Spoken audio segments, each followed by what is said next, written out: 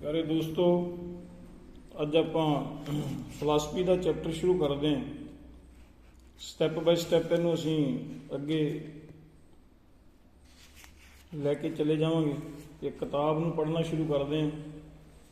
उम्मीद है कि किताब तुहानू अच्छी लगेगी, तुहाडे जीवन दे विच काम भी आएगी।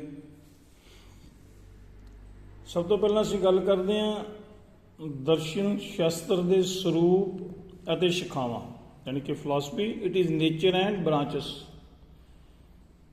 मनुख दुनिया की कोई आम वस्तु नहीं है अते ना ही कोई आम जीव जां पशु जिसका जीवन कुदरत की आम चाल अधीन चलता रहे, बल्कि मनुख नूं कुदरत का एक केंद्र मन्निया गया है, क्योंकि दुनिया की हर वस्तु अते हर घटना किसी ना किसी रूप विच मनुख नाल संबंध रखती है। यानी कि मनुख नूं असीं दुनिया दियां आम वस्तां जां आम पशुओं की तरह नहीं लै सकते, जां जीव की तरह नहीं लै सकते।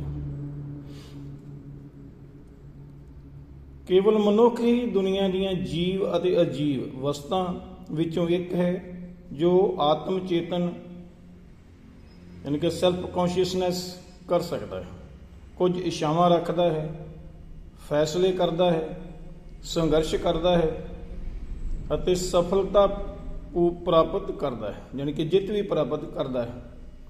हर मनुख अणगिणत गुणां अते निपुणतावां जिहड़ियां पोटैंशियलिटीज़ दा भंडार है अते अपने आप विच संपूर्ण है। मैन इज होल इन हिमसैल्फ। यह कुदरत की सब तो अनोखी अते महत्वपूर्ण काਢ है। मनुख अपनी पहचान दे नाल ही अपना जीवन संवार के खुशहाल बन सकता है। इस संबंधी वो अपने सामने दो मुख प्रश्न लैके चलता।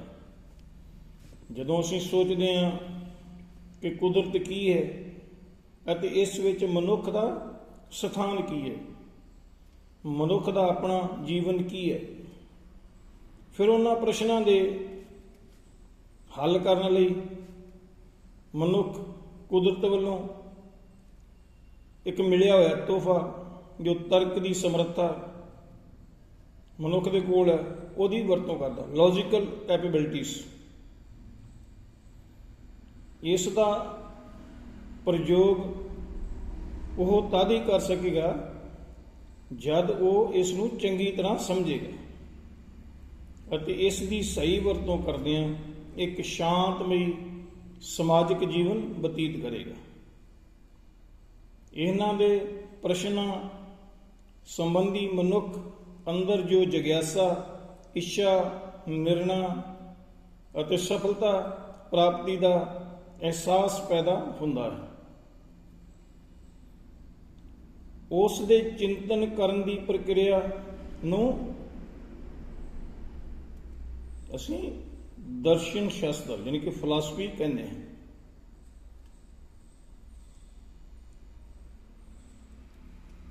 हुण जो असीं गल्लां कीतियां ने इन्हां नूं सामने रखदे हां, मनो अगर असीं सोचीए तां मनुख दी इस मंतव लई मदद करना दर्शन शास्त्र का मुख्य काम है। दर्शन शास्त्र यानी कि फिलासफी कोई कुदरती चमत्कार नहीं होता, बल्कि मनुख द्वारा बनाया अजिहा नज़रिया है जो मनुख नूं उस दे जीवन के अंतम उद्देश नाल जोड़ के रखता है। दर्शन शास्त्र मनुख द्वारा मनुख लई अते मनुख ते ही लागू होने वाला एक उच्चतम दृष्टिकोण है। दूसरे शब्दों में असीं की कह सकते हैं कि मनुख इस दृष्टिकोण तो बिना अते यह दृष्टिकोण मनुख तो बिना बेअर्थ है, इसका कोई अर्थ नहीं है।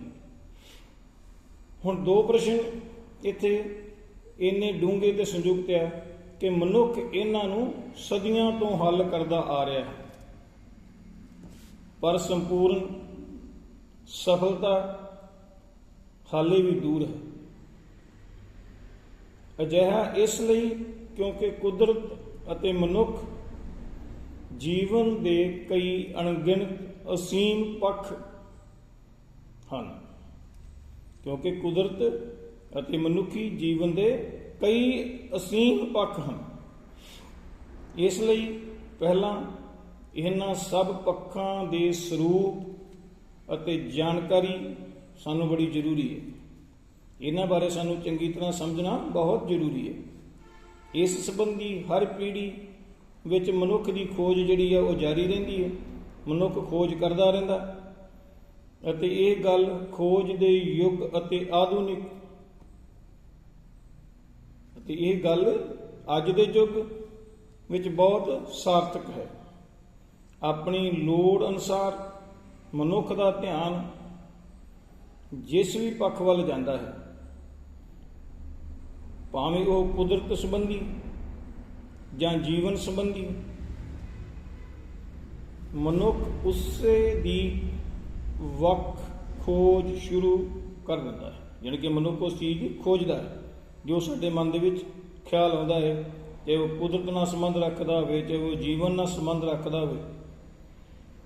ਅਤੇ ਇਸ ਤਰ੍ਹਾਂ ਹੀ ਗਿਆਨ ਜਾਂ ਵਿਗਿਆਨ ਦੀ ਇੱਕ ਨਵੀਂ ਸ਼ਾਖਾ ਦਾ ਜਨਮ ਹੁੰਦਾ ਹੈ।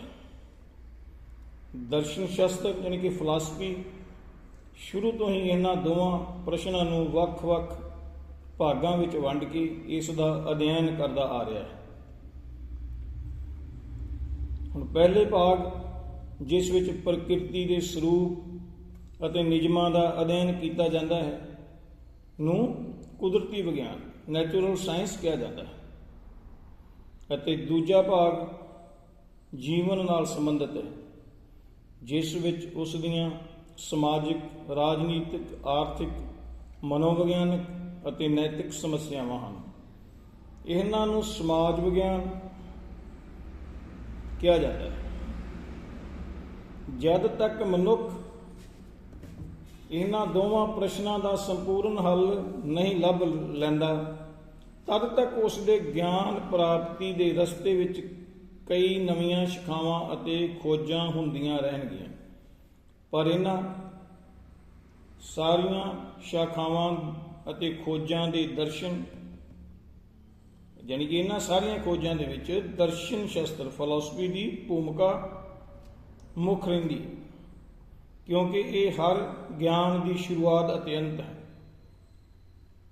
ਇਸੇ ਤੱਤ ਨੂੰ ਜ਼ਾਹਿਰ ਕਰਦਿਆਂ ਰੌਬਰਟ ਬਰਸਟਡ ਨੇ ਆਪਣੀ ਕਿਤਾਬ ਦਾ ਸੋਸ਼ਲ ਆਰਡਰ ਵਿੱਚ ਲਿਖਿਆ ਹੈ ਕਿ ਸਭ ਵਿਗਿਆਨ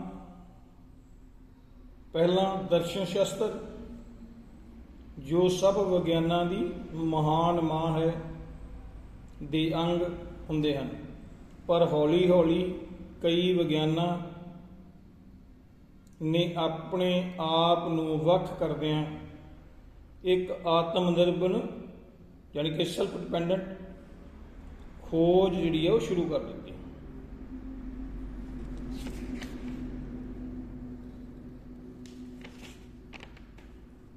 ਇਸ ਤਰ੍ਹਾਂ ਦਰਸ਼ਨ ਸ਼ਾਸਤਰ ਦੀਆਂ ਸਭ ਵਿਗਿਆਨਾਂ ਵਿੱਚ ਇੱਕ ਮੁੱਖ ਤਰ੍ਹਾਂ ਦੀ ਕੰਮ ਕਰਦਾ ਹੈ, ਯਾਨੀ ਕਿ ਇੱਕ ਮੁੱਖ ਤਣੇ ਦੀ ਤਰ੍ਹਾਂ ਕੰਮ ਕਰਦਾ ਹੈ, ਇੱਕ ਰੂਟਸ ਦੀ ਤਰ੍ਹਾਂ ਕੰਮ ਕਰਦਾ ਹੈ। ਇਹਨੂੰ ਅਸੀਂ ਹੁਣ ਅੱਗੇ ਇਸ ਦੀਆਂ ਡੈਫੀਨੇਸ਼ਨ ਕਿਸ ਤਰੀਕੇ ਨਾਲ ਕਿਸ ਵਿਗਿਆਨੀ ਨੇ ਕਿੱਦਾਂ ਦਿੱਤੀਆਂ ਨੇ, ਕਿਸ ਫਿਲਾਸਫਰ ਨੇ ਦਿੱਤੀਆਂ ਨੇ, ਉਹਨਾਂ ਦੀ ਆਪਾਂ ਅਗਲੀ ਵੀਡੀਓ ਵਿੱਚ ਗੱਲ ਕਰਾਂਗੇ। ਧੰਨਵਾਦ।